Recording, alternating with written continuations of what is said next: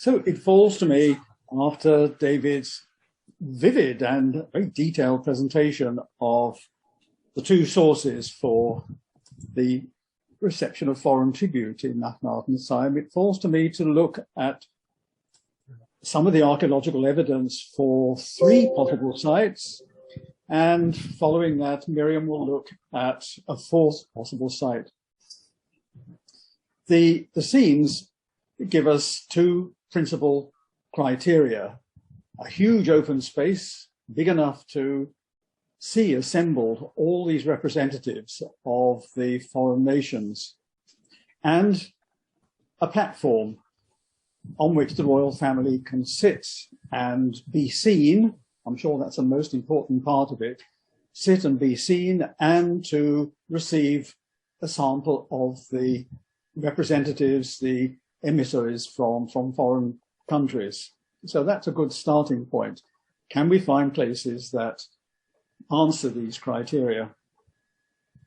David has already raised one possibility, although in a way he also dismissed it. It's the palace depicted in the tomb of Huya. It's part of the reception of foreign tribute scene itself. When Davis made his publications, the great palace had not yet been excavated. This was a job that was done in the 1930s by the Egypt Exploration Society Pendlebury expedition. And so his plan is simply a conversion into architectural form of the details of this palace down here. I think there can be no doubt that even though the picture of the palace seems small by comparison with, say, the pictures of the main Aten temple, it must be the great palace, which has a window of appearance within it. This would be the place, if you wanted to choose it to be also a place where the reception of foreign tribute took place. It does possess a huge open space with colossal statues of Akhenaten on at least one side, so with a very formal, rather forbidding appearance. And it possesses a shaded, columned portico on a low platform. And so it's possible that this also served as the place where the royal family sat to observe the people and receive emissaries. There's even a small flight of stairs that could have served that purpose.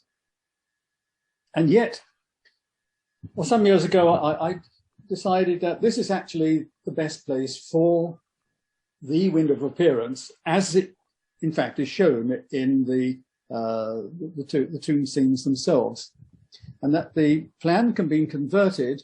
This is my conversion at the top, into a place that matches other likely examples of windows of appearance, with approaches from the side, columned portion behind, and then the space which Pendlebury himself thought might have been a doorway would actually be the window. And I think this creates a rather uncomfortable setting that could simultaneously, or on one occasion, be converted into use for the reception of foreign tribute. So I don't think it's a very likely location.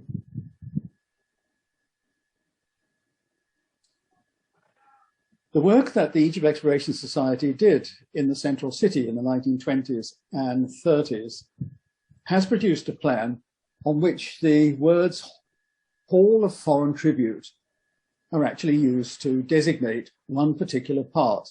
It straddles the northern wall of the great Aten temple, and it was a designation given by the excavator Henry Frankfort, who carried out a season of excavation at various parts of the rear of the great Aten temple, primarily the sanctuary.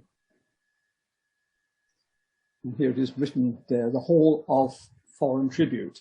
And in the main publication of the Society's work in the central city, the volumes, City of Akhenaten, Volume 3, there is a a plan and fairly detailed description of the building, and Frankfort's attempt to justify giving it this name, the Hall of Foreign Tribute.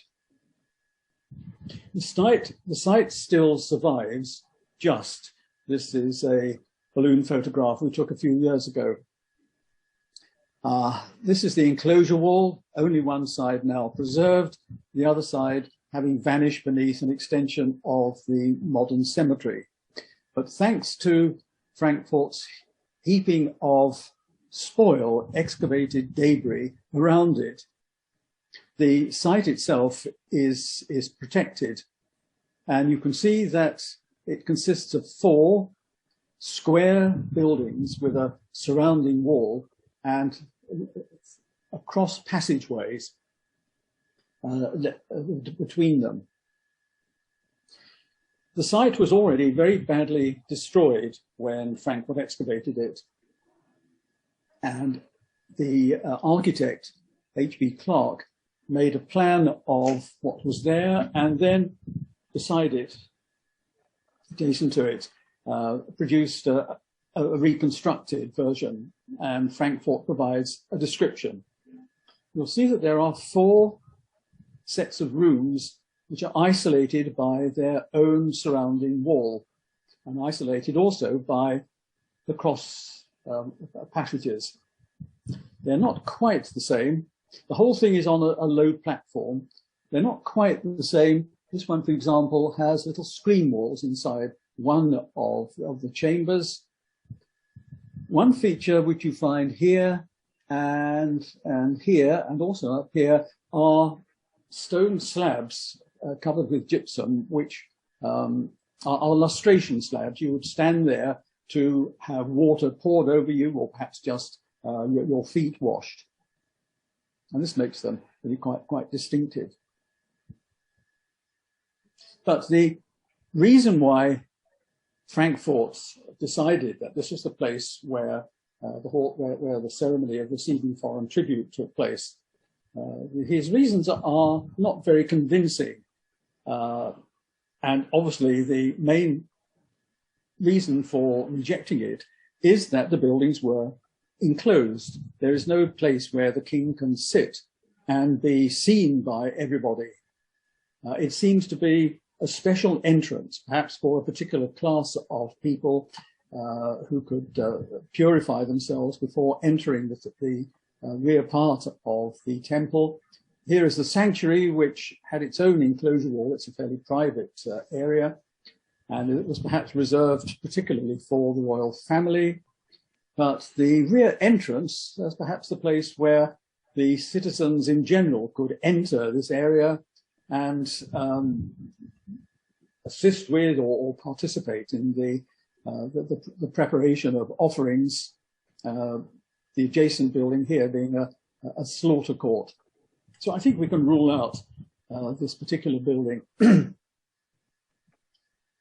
David himself very briefly covered the desert altars as having which do actually appear in the Durbar scenes. The desert altars are in the northeast corner of Amarna.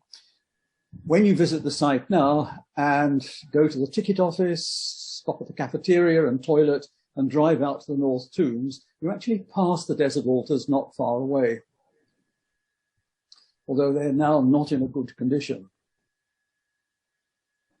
One good reason for thinking that there is a link between the tombs of Huyar and Merirar II with their scenes of the reception of foreign tribute and the desert altar site is that the tombs seem to look down onto the site of the desert altars. And yet one can say the same thing of some of the other tombs, and in particular the tomb of Parnesi, the chief servitor of the Aten, and perhaps to a lesser extent Merirar, the chief of seers. You'll notice that the desert altars, this line of constructions, stands within an area that has been marked by little ridges of gravel. I'll come back to that a little bit later. And this enclosure is linked to two of the desert roads. The rear Romana is covered by a complex pattern of roads where the desert pebbles have been swept to the sides, so they're marked by ridges with a cleaner area in between. One set of the roads runs north-south and was perhaps part of a policing system, but some of the roads also run out to the tombs from the city. And the Desert Altars has two roads leading from it, heading towards the tombs, and the wider of the two roads is actually pointing towards the tomb of Parnassi. This in itself tells you that the Desert Altars were to be approached from the desert side and not from the rear, unless the procession with the palanquins came out along here and then somehow joined, I suppose here, joined the route back in. There's no obvious route or interest in the rear part of the enclosure. The walls here, the right-angled walls here, is what survives of an enclosure which had a very small stone building at the back. So that also is part of the Desert Altars complex. This is a redrawn version of the plan from City of Akhenaten II in this case. It's another Pendlebury excavation. The buildings that are called altars are arranged roughly in a north-south direction, and they number three, one at the south, this is a group in the middle, one in the north. And here over on the side is the buttressed enclosure wall, which would originally have been a complete rectangle. There's been a lot of loss of desert surface here as a result of wadi activity, of sheet flooding on the rare occasions when there's heavy rain. And at the back, there remains just the foundations of a small stone structure. The so-called altar at the southern end is a square platform with ramps on all four sides. The wall here is thickened as if this was the more important, or the most important of the sides. The internal walls and little squares show that it was filled with columns and possibly had separate chambers as well, although many of these walls may be there simply to consolidate the platform, which was filled with sand. The part that you can say were definitely on top would be the columns. So you'll have a basis for the picture in the tombs of the platform from which Akhenaten looks out over the approaching emissaries. One reason for thinking that this is not a setup that was created just for one occasion is that it does have a degree of its own history. The little group of three altars in the middle has replaced an earlier square construction of limestone blocks. The square in the middle, which looks like a large offering table, actually still had many of its blocks in position, but the surrounding wall was just foundations. So that's been built and then demolished, or at least in part buried beneath this, or by this mud brick platform with its little ramp or stairs.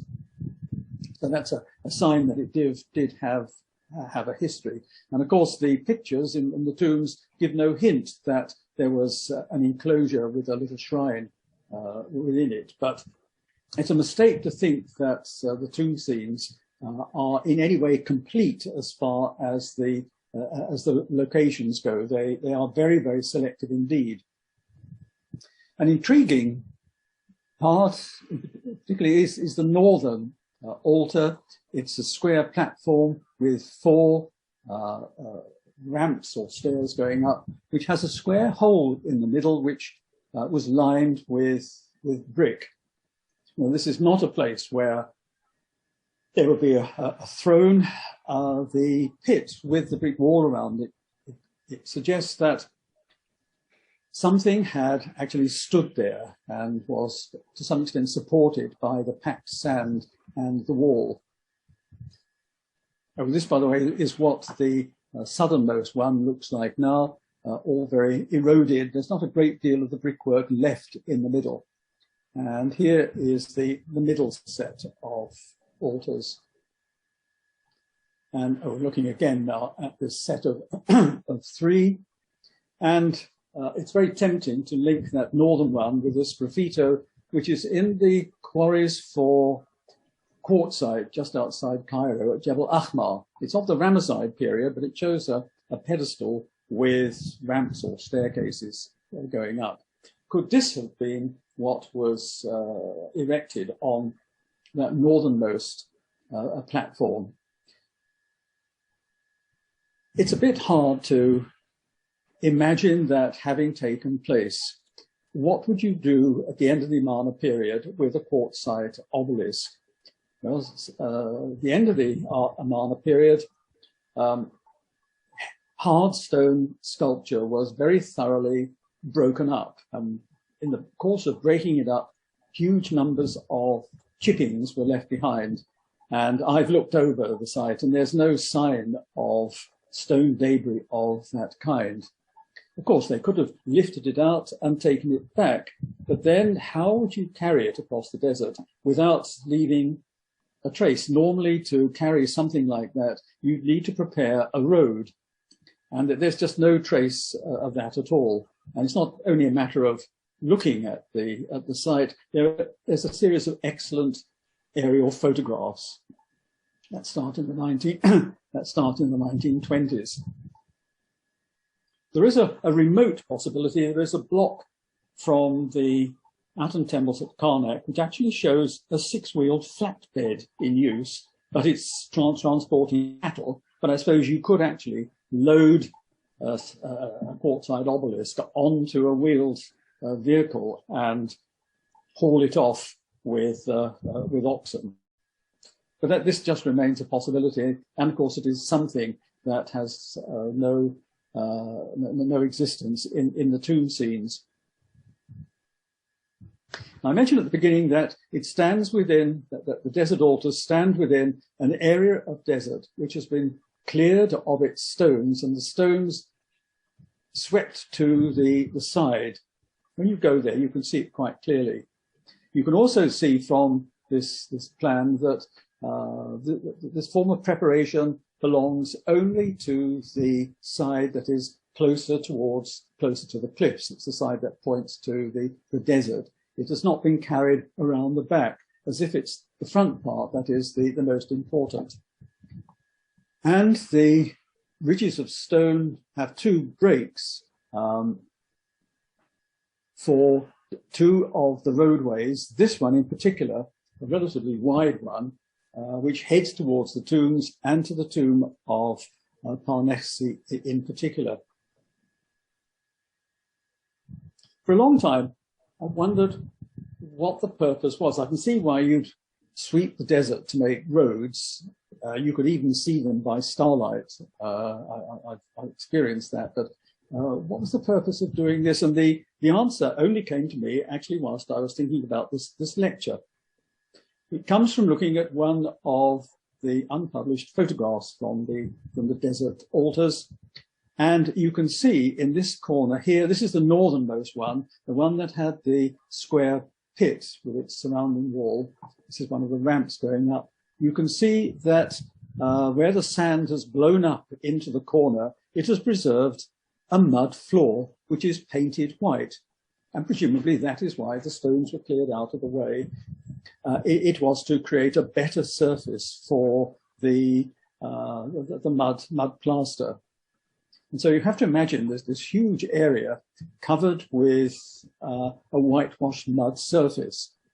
This, of course, would be a good parade ground, but whether as an ensemble you feel it matches the reception of foreign tribute, I don't know. Of course, another point in its favor, which is completely unsuitable for the Great Palace, is that it's at the end of a desert journey, relatively flat, over which it's easy to imagine men carrying the royal family in their palanquins, so it's suitable in terms of its access.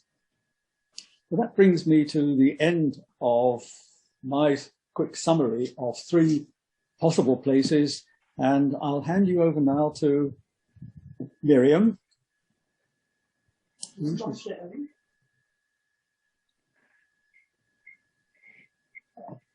It's going to stop sharing. Stop sharing. Oh, I have to go back to my earlier pointer options arrow. There it is. Okay.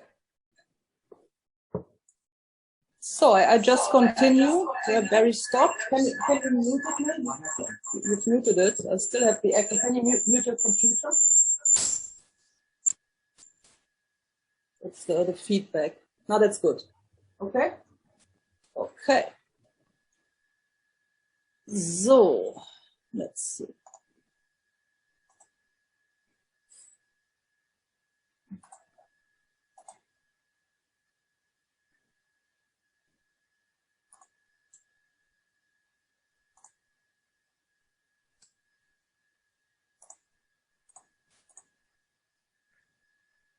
So can everybody see this?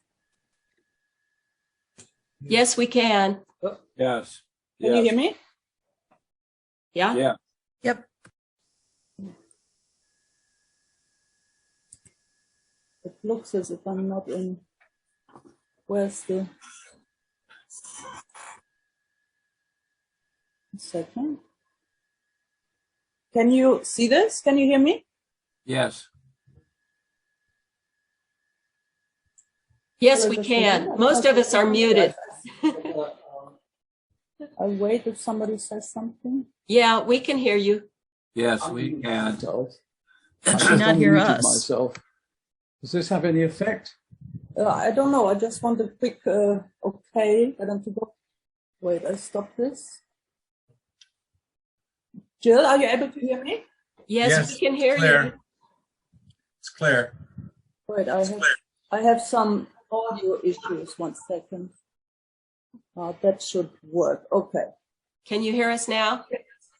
I can hear you now. Yes, yes, yes. Okay. I think it was part of the confusion because of the feedback. I muted everything, so now I'm back. So you were able to see my shared screen before? Yes. Yes. Very good. So I go back to the screen and then I start. Okay. So the first picture I'm showing you is an aerial photograph taken in 1964 by the French Geographical Institute. It shows the entire... Mary, you're not sharing your screen now. Oh, weird. 1 second. Okay, it's coming. Okay. So... Okay. There. Excellent. Okay. So this is a photograph taken in 1964 by the French Geographical Institute. It shows the entire grounds of the Great Aten Temple. You have the long temple at the middle, lower part. The upper part, you can see the sanctuary. And what Barry was talking about earlier today, before we started the lectures, was the back gate, which you can see here. So just to show you this, and it's still used nowadays for people to walk through the temple grounds and take shortcuts. So this is what we were talking about earlier. Can I? Let's go red. No, that's a pen. Oh, I'm just trying to get the. Oh, well. Okay, this is the long temple down here, and this is the area where I'm going to focus on, the lower part here. This is a plan by Ralph Lavers, who was the architect of John Pendlebury. And this shows the entrance area down here of the Great Aten Temple. It's the mud brick pylons, the pair of mud brick pylons. And to the left, what we see here is what we call the small palace. It's a stone building that belongs into the last building phase, the same phase like the stone temple belongs into. So our focus is on this area next to it with the red circle, where you can see nothing right now except for an open space, a double row of offering tables, which don't belong in the last period. And I've been interested in that area for quite a while because the tomb of Mary Ra shows a building here. It shows a building that's more or less a mirrored version of the slightly bigger small palace that we've just seen on Labour's plan here. So whilst we were excavating in the front area to begin with, there was no sign of such building. And only when we started to dig deeper, it became more obvious. In the background, you see the stonework that we've reconstructed from of the small palace, and the layer in between is called leveling rubble. We call it leveling rubble. It's a thick layer of more or less ancient debris. It's sand, potsherds, mud bricks. It's all been thrown in to even the ground, which slopes down slightly towards the Nile, which is in the west. And what we see here is the earliest building phase of the Great Aten Temple. So it's about 70 centimeters thick, and it covered and protected an earlier building. And this is exactly what has been shown in the tomb scene of Mary Ra. It's opposite the small palace. It's slightly smaller, and it was obviously built out of wooden posts, which you see still the post holes of. They're lining up, and the rows show you the outlines of the building. Luckily, in another part of the temple, within the leveling rubble, we found this label. It's a label for a wine jar, and it gives the year 12. So this is interesting for our presentations today, because the reception of the foreign tributes took place in year 12 as well. So it was a very lucky coincidence that we found this label within an in situ layer of the temple. So this is the view towards the west. What you see here is the enclosure wall. No, it's part of the mud brick pylon, which is part of the enclosure wall of the temple, the threshold where you enter the temple, and the ramp. This is the building I've been talking about. You see here the lines of post holes and shallow trenches in between, but probably for screen walls. No? They might have been made of cloth or palm leaves or leather. We don't know. The only thing we have are these post holes. What you see here is a foundation made of talatat blocks, which are even earlier than this building. So we are still in the first building phases of the temple, the very beginning of the occupation, and something heavy was sitting here before this building was erected. What you see here is remains of mud plaster. No, it's not plaster, it's mud mortar, which is also very interesting. I'll come to that a bit later. And out of one of the post holes, this post hole here, we recovered fragments of painted floor. Now, that's how they came out of the post hole. And some of them, the thicker ones, still had the mud plaster attached on the back, the mud mortar.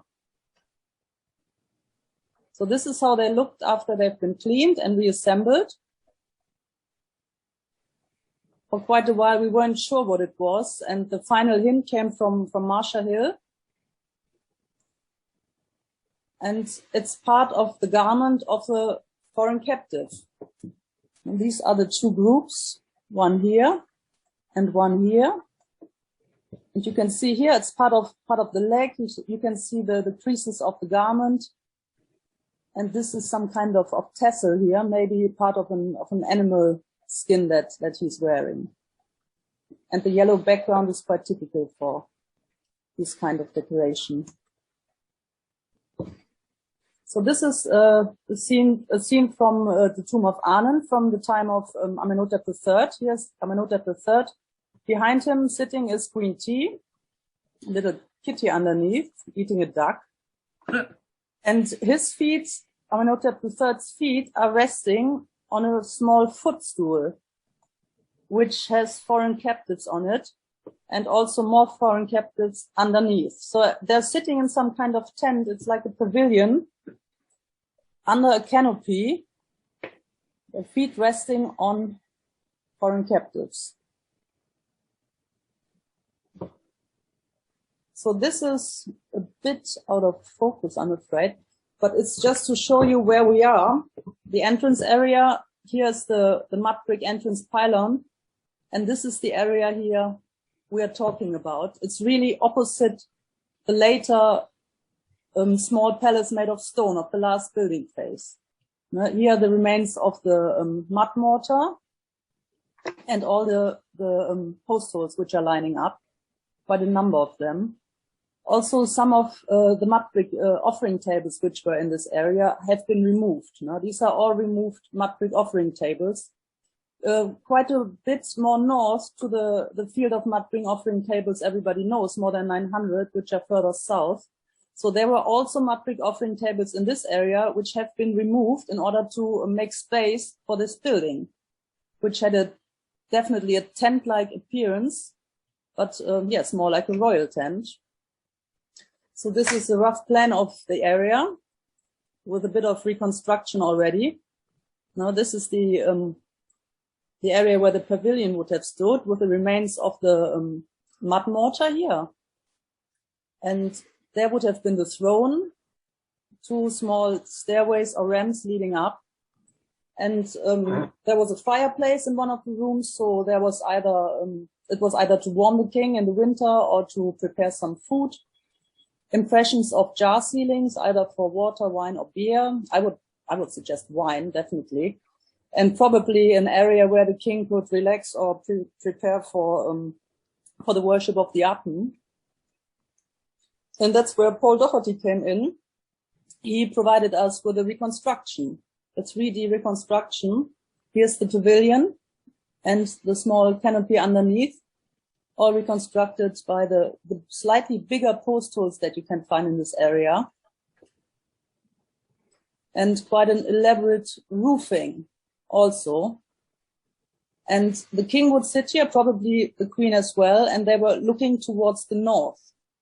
And must remember that all of the buildings towards the north, including the entrance ramp, they weren't there yet. They didn't exist. So he was looking towards a free space, an empty space.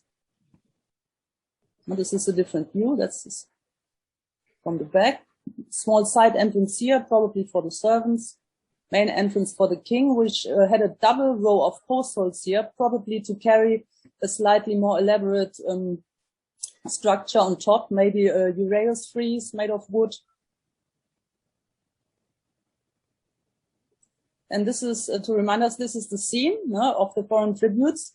And also here you see posts which were richly decorated. You see the king, his feet probably resting on a scene of foreign captives, and a ramp on both sides, which probably also had scenes of foreign captives, so the king could walk over them and smash them as he was going.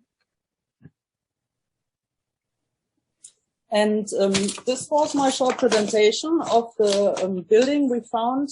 We discovered it in 2017, and since then, every season we worked a bit more on it until it was finally completely uncovered, the post holes. And now we and Paul together, we are working on the interior design. So what kind of furniture would have been there? Maybe incense stalls and a cushioned area maybe to relax, chests with temple equipment and clothes and probably jewelry of the king.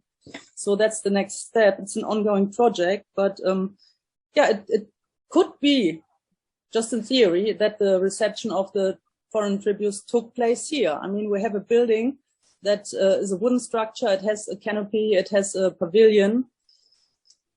It's in a central location within the city. It's close to the palace, which means, of course, that the king could have walked there, but he would never have done that. So his palanquin makes sense.